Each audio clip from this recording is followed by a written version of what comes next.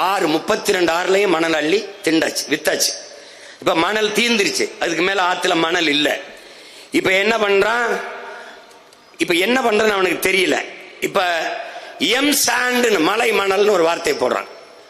இது எப்படிப்பட்ட அணுகுமுறைனா, எங்கிருந்து ஆறு வந்தது? மலையிலிருந்து. மலையிலிருந்தா வந்தது. அந்த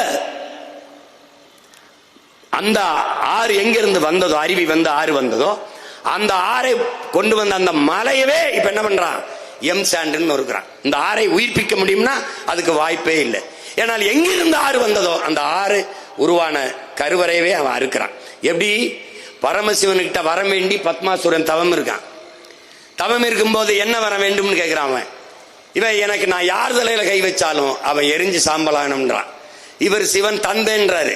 நீ கொடுத்த வரம் வேலை செய்தா இல்லையான்னு பார்ப்போம், உன் தலையில கைய வைப்போன்றான்.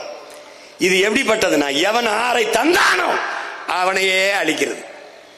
இப்ப பரமசிவன் வரம் தந்தவன் தலையிலேயே கைய வைக்க பத்மாசுரம் ஓடுறான். இப்ப ஆறை தந்தவன் தலையவே அறுக்கிறான். அதான் எம் சாண்ட், மலை மணல். மலையை மணலாக, மலையை கல்குவாரியாக. ஏன் மணல் குவாரி, ஏன் கல்குவாரி?